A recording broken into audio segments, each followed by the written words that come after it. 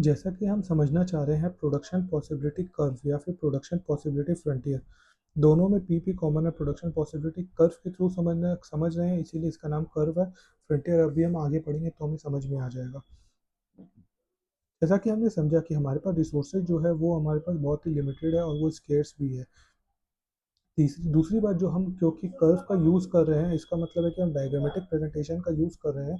तो इसके लिए हमने कुछ फैक्टर्स जो है उसको जो है कुछ फैक्टर्स को बेस बना के उनके जो एजम्पशंस है वो एजम्पशंस को फिक्स कर दिया है। जैसे कि हमारे पास जो है हम दो ही प्रोडक्ट बना सकते हैं, एक्स और वाई। हम जो है ज़्यादा प्रोडक्ट्स नहीं बना सकते, हम एक्स और वाई ही बना सकते हैं। और एक्स और वाई जो है हम अलग अलग यूनिट्स में भी बना सकते हैं। ऐसा नहीं कि हम एक यूनिट वाई का और एक यूनिट एक्स का ही बनाएंगे।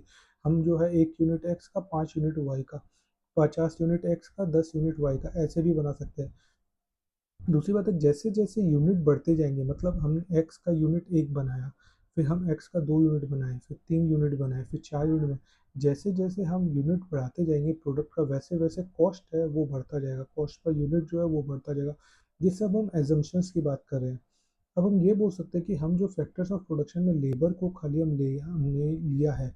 हमने जो फैक्टर्स ऑफ प्रोडक्शन है, फैक्टर्स ऑफ प्रोडक्शन जिसको कहा गया है लैंड, लेबर, कैपिटल, ऑर्गेनाइजेशन, उसमें हमने खाली उस फैक्टर लेबर को ही लिया है, जैसा कि हमने अभी डिस्कस किया।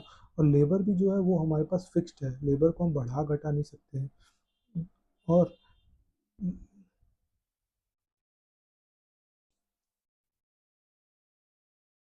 अदर फैक्टर्स जो है वो कांस्टेंट रहेंगे।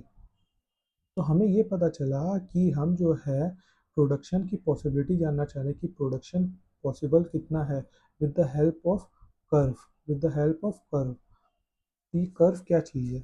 बहुत ही सिंपल चीज़ है। जैसे अगर हमने ये एजम्पशंस लिए हैं, उनके बेसिस पे ये कर्व बन रहा है। जैसे कि हम जो है खाली हमारे पास जो रिसोर्सेज है, सपोज हमारे पास जो रिसोर्स है वो है कोल, तो उस कोल को यूज़ करते हुए हम खाली दो ही प्रोडक्ट बना सकते हैं, एक एक्स और एक वाई। ठीक है, सपोज ये ज़ीरो हो गया। सपोज हम वाई का 0 यूनिट्स प्रोड्यूस करते हैं, तो उस केस में हम एक्स को जो है 10 यूनिट्स बना सकते हैं।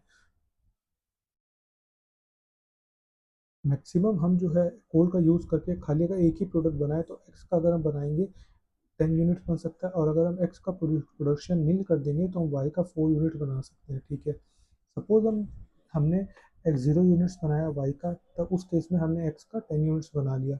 अब ज़ीरो से हम जब एक यूनिट बनाते हैं वाई का, तो हमारे पास जो रिसोर्सेज है वो तो कुछ वाई बनाने में यूज़ हो गया, तो एक्स जो है वो केवल 9 यूनिट्स ही बनेगा। ठीक है, फिर हम आगे बढ़ते हैं, हम जो है 2 यूनिट्स बनाते हैं वाई के, तो कुछ यूनिट यहाँ कोल के यूज़ हो गए, तो अब ये वाला जो चीज़ है इससे हम खाली 7 यूनिट्स ही प्रोड्यूस कर पाएंगे एक्स का। और जब हम और थोड़ा सा आगे बढ़ते हैं, जब हम वाई का 3 यूनिट्स बनाते हैं, तो यहाँ से हम बचे हुए से सपोज हम 4 यूनिट्स ही सपोज हम 3 यूनिट्स ही प्रोड्यूस कर पाए।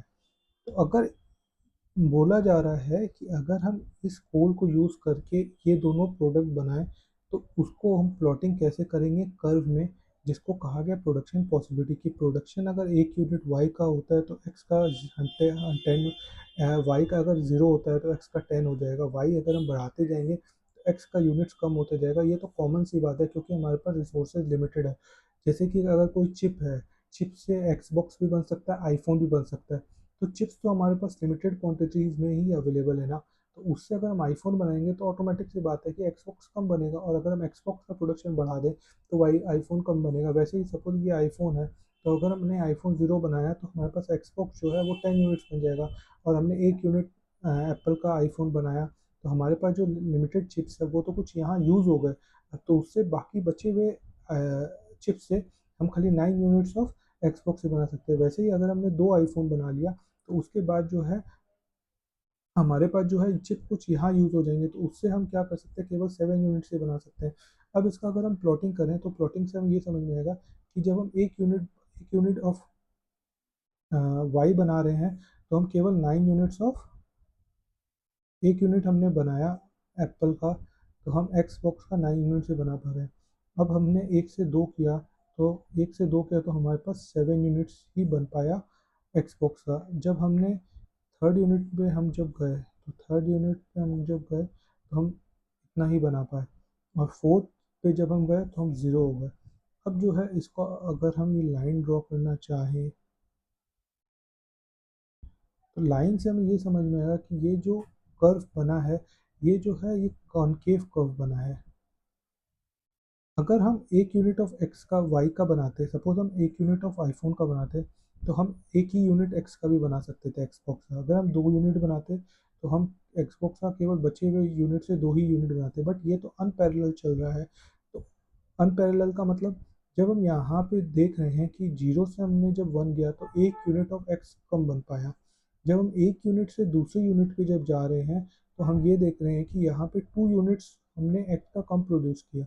वहीं अब टू से थ्री जा रहे हैं तो हम ये देख पा रहे हैं कि सेवन से थ्री हो गया, मतलब फोर यूनिट्स कम हो गए, मतलब ये अनपैरेलल चल रहा है। जिसके कारण हमारे पास जो ये लाइन आया है, ये कॉनकेव लाइन में आया है। बट इन केस अगर सपोज ऐसा कुछ होता कि हम एक यूनिट, दो यूनिट, तीन यूनिट बना रहे हैं और एक यूनिट से जो है 10 यूनिट्स हमने बनाया, 10 यूनिट्स पे ज़ीरो हुआ, तो अगर हमने एक यूनिट ये बनाया तो यहाँ पे ये 9 हो गया, और हमने दो यूनिट बनाया तो ये 8 हो गया, और हमने तीन यूनिट्स बनाया तो ये जो है 7 हो गया। अगर हम इसका प्लॉटिंग करें,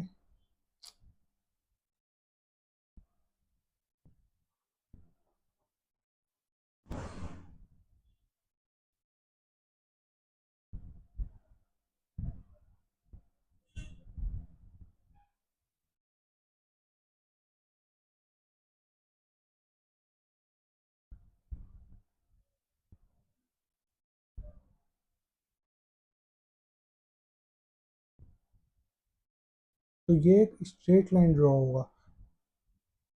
जब हमने एक ज़ीरो यूनिट बनाया तो ये 10 बन पाया, हमने एक यूनिट बनाया तो ये 9 हो गया। ठीक है, तो इसका ये मतलब है कि अगर हमारे पास प्रोडक्शन का जो पॉसिबिलिटीज़ है वो अनपैरेलल चल रहा है, तो अनपैरेलल जो प्रोडक्शन का पॉसिबिलिटीज़ है उस केस में क्या होगा, ये जो लाइन ड्रॉ होगा ये कर्व लाइन ड्रॉ होगा।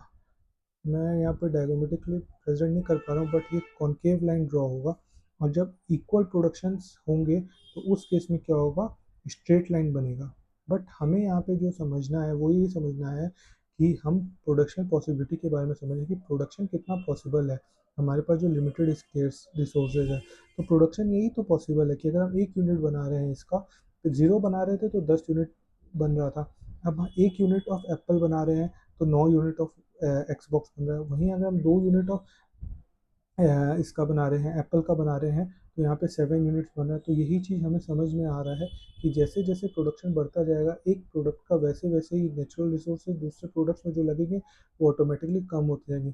इसी को कहा गया है प्रोडक्शन पॉसिबिलिटी कर्व या फिर प्रोडक्शन पॉसिबिलिटी फ्रंटियर। अब ये फ्रंटियर क्या चीज़ हो गया, अब ये कहा गया है कि जैसे हमारे पास कोल है, तो कोल तो हमारे पास लिमिटेड ही अवेलेबल है, ये तो नहीं हमारे पास अनलिमिटेड कोल अवेलेबल है। तो अगर लिमिटेड कोल अवेलेबल है तो हम क्या इसको जो है आगे बढ़ सकते हैं, ये लाइन से हम ये लाइन बढ़ सकते हैं? नहीं, हम बढ़ सकते थे अगर हमारे पास टेक्नोलॉजी प्लस कोल, अगर हमारे पास टेक्नोलॉजी और कोल का सप्लाई बढ़ जाता तो हम इस लाइन से इस लाइन पे शिफ्ट कर सकते थे। और ये जो वर्ड फ्रंटियर कहा गया कि इसी को फ्रंटियर बोला जाता है, या फिर इसको फ्रंटियर मान सकते हैं, जैसा कंडीशंस पे डिपेंड करता है। राइट नाउ हमारे पास जो है कोल लिमिटेड है, हम इस फ्रंटियर को तोड़ नहीं सकते। हम बेस्ट पॉसिबल यूटिलाइजेशन करेंगे कोल का तो हम यहाँ तक पहुँचेंगे। और अगर हमारे पास सप्लाई कोल का या टेक्नोलॉजी का या फिर दोनों का बढ़ जाए तो हम इसको तोड़कर इस साइड मूव कर जाएंगे। वो तो ऑटोमेटिक सी बात है, जैसे जैसे किसी भी चीज़ का सप्लाई बढ़ेगा रिसोर्सेज का, तो हमारे पास रिसोर्सेज अवेलेबल जो होंगे वो ज़्यादा होंगे, तो उससे हमारा प्रोडक्शन भी ज़्यादा होगा। तो ये चीज़ ये शो करता है लाइन कि हमारे पास अगर प्रोडक्शन जो है ज़्यादा होगा तो हम इस लाइन पे शिफ्ट कर जाएंगे। तो यहाँ पे अगर सपोज कोई पॉइंट है, इसका क्या मतलब हुआ, इसका ये मतलब हुआ कि हमारे पास लिमिटेड कोल है और हम लिमिटेड कोल में या ये प्रोडक्शन कर रहे हैं, ये वाला प्रोडक्शन कर रहे हैं। तो इसका मतलब है कि हमारे पास जो स्केर्स रिसोर्सेज है उसका हम ऑप्टिमम यूटिलाइजेशन नहीं कर रहे हैं। ऑप्टिमम यूटिलाइजेशन नहीं कर रहे हैं मतलब बेस्ट यूटिलाइजेशन नहीं कर रहे हैं, इसमें कुछ रिसोर्सेज जो है वो वेस्ट जाएंगे। ये वाला जो कर्व है इसमें अगर हम कुछ भी प्रोडक्शन कर रहे हैं तो ये हमारा बेस्ट प्रोडक्शन है, और इस प्रोडक्शन को यूज़ करने से हमारा कोई भी रिसोर्सेज जो है वो वेस्ट नहीं जा रहा है, वो ऑप्टिमल यूटिलाइजेशन हो रहा है उस रिसोर्सेज का। तो यही समझाया गया है कि इजी सा टॉपिक है प्रोडक्शन पॉसिबिलिटी कर्व, पीपीसी या पीपीएफ हो सकते हैं। कि समझाया बेसिकली यही गया कि प्रोडक्शन कितना है, कैसे हो सकता है, कुछ कुछ अजम्पशंस लिए गए हैं और वो अजम्पशंस को कांस्टेंट रख के ये डायग्राम बनाया जा रहा है। और ये बनाया जो जा रहा है, इसमें कैसे कैसे यूनिट्स बढ़ते जा रहे हैं, जिसके कारण दूसरा यूनिट जो है प्रोडक्शन का कम होता जा रहा है। तो सभी चीज़ एक दूसरे से को रिलेटेड है। चलिए मिलते हैं अगले वीडियो में। Thank you.